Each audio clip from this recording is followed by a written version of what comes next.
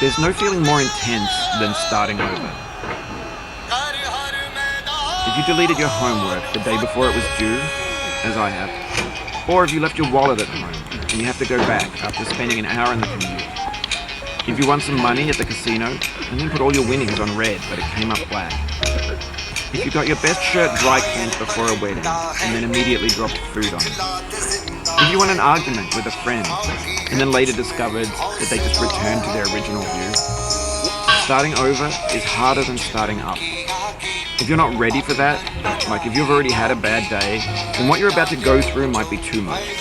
Feel free to go away and come back. I'll be here. Alright, thanks for coming with me on this trip. I'll understand if you have to take a break at any point. Just find a safe place to stop and quit the game. Don't worry, I'll save your progress, always, even your mistakes. This game is a homage to a free game that came out in 2002 titled Sexy Hiking. The author of that game was Jazrael, a mysterious Czech designer who was known at the time as the father of B-games. B-games are rough assemblages of found objects. Designers slap them together very quickly and freely, and they're often too rough and unfriendly to gain much of a following. They're built more for the joy of building them than as polished products. In a certain way, Sexy Hiking is the perfect embodiment of a B-game. It's built almost entirely out of found and recycled parts, and it's one of the most unusual and unfriendly games of its time. In it, your task is simply to drag yourself up a mountain with a hammer. And that act of climbing, in the digital world or in real life, has certain essential properties that give the game its flavor. No amount of forward progress is guaranteed. Some cliffs are too sheer or too slippery, and the player is constantly, unremittingly in danger of falling and losing everything.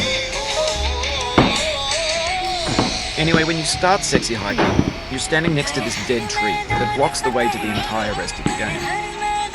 It might take you an hour to get over that tree, and a lot of people never got past it. Prod and poke at it, exploring the limits of your reach and your strength, trying to find a way up and over. And there's a sense of truth in that lack of compromise. Most obstacles in video game worlds are fake. You can be completely confident in your ability to get through them once you have the correct method or the correct equipment or just by spending enough time. In that sense, every pixelated obstacle in Sexy Hiking is real. The obstacles in Sexy Hiking are unyielding, and that makes the game uniquely frustrating. But I'm not sure Jazrael intended to make a frustrating game. The frustration is just essential to the act of climbing, and it's authentic to the process of building a game about climbing. A funny thing happened to me as I was building this mountain. I'd have an idea for a new obstacle, and I'd build it, test it, and it would usually turn out to be unreasonably hard. But I couldn't bring myself to make it easier. It already felt like my inability to get past a new obstacle was my fault, as a player rather than as a builder. Imaginary mountains build themselves from our efforts to climb them, and it's our repeated attempts to reach the summit that turns those mountains into something real.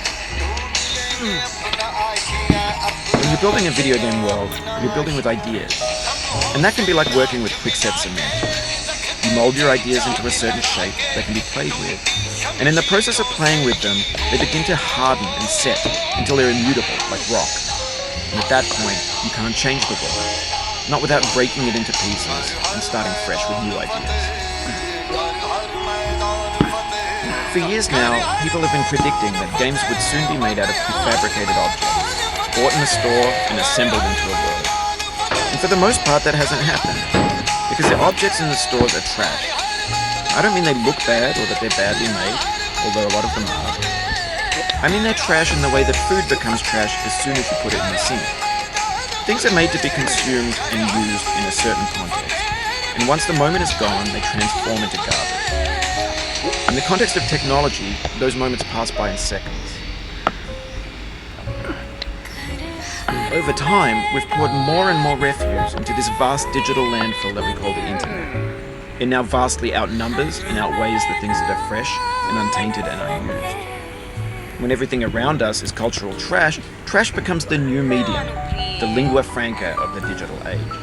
And you can build culture out of trash. Guys क्या मेरे को एक like मिल सकती है इस video पे? Only one like. Let's see. music, बस एक दो लाइक भी मिल जाए ना भाई, मजा आ जाएगी. ओनली 2 लाइक्स चलो. 1 लाइक को ज्यादा आसान हो जाएगा. 2 likes. And 3 views. 2 likes, 3 views. A landfill with everything we ever thought of in it. Grand, infinite, and unsorted. There's 3D models of breakfast, Gen X's fanfic novels, scan magazines, green screen Shia LaBeouf, banned stuff scenes on Lively. Facebook's got lifelike bots with unbranded adverts and candid shots of Kanye and Taylor Swift mashups, car crash epic failed GIFs, Russian dashcam vids, discussions of McRibs, discarded, forgotten, unrecycled, muddled, rotten, untitled.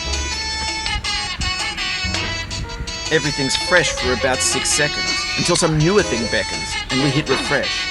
And there's years of persevering, disappearing into the pile, out of style, out of sight. In this context, it's tempting to make friendly content that's gentle, that lets you churn through it but not earn it.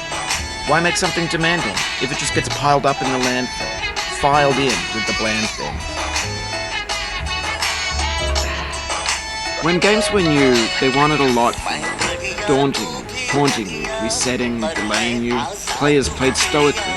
Now everyone's turned off by that. They want to burn through it quickly. A quick fix for the fickle, some tricks for the clicks of the feckless. But that's not you, you're an acrobat. You could swallow a baseball bat.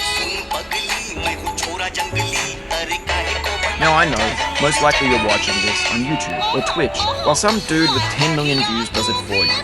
Like a baby bird being fed chewed up food. That's culture too. But on the off chance that you're playing this, what I'm saying is, trash is disposable, but maybe it doesn't have to be approachable. What's the feeling like? Are you stressed? I guess you don't hate it if you got this far. Feeling frustrated? It's underrated. An orange is sweet, juicy fruit locked inside a bitter peel. That's not how I feel about a challenge. I only want the bitterness. It's coffee. It's grapefruit. It's licorice. It feels like we're closer now. Composer and climber, designer and user. You could have refused, but you didn't. There was something in you that was hidden, that chose to continue. It means a lot to me that you've come this far, endured this much. Every wisecrack, every insensitivity, every setback you've forgiven me is a kingly gift that you've given me. We have the same taste, you and I. It's not ambition, it's ambition's opposite. An obdurate mission to taste defeat. You'll feel bad if you win, so I put this snake in for you.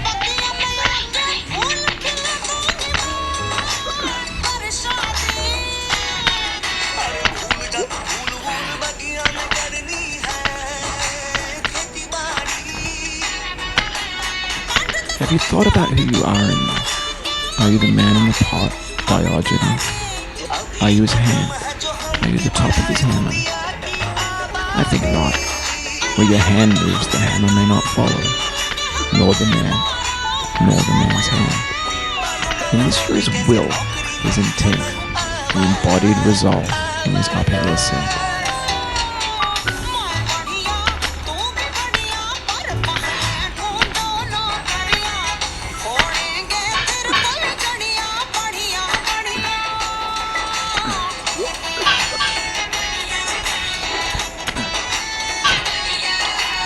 No.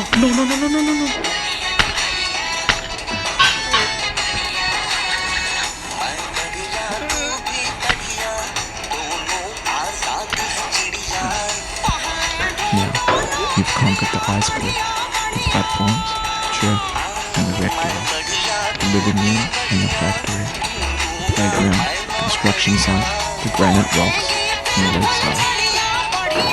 You've learned to hike.